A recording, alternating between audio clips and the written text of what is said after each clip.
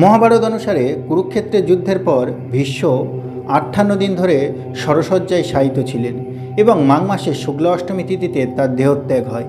এই সময় তিনি যুধিষ্ঠিরকে রাজনীতি, ধর্ম, মোক্ষ ধর্ম সম্পর্কে বহু উপদেশ দেন। তা শান্তি পর্ব ও অনুশাসন পর্বে লিপিবদ্ধ আছে। এই ঘটনাটি মূলত ভীষ্ম পর্বের অংশ, যেখানে তার ইচ্ছা মৃত্যুর, বরপ্রাপ্তি এবং শিখণ্ডিনীর সামনে তার যুদ্ধ না করার প্রতিজ্ঞা সম্পর্কিত বিষয়গুলি বর্ণিত আছে।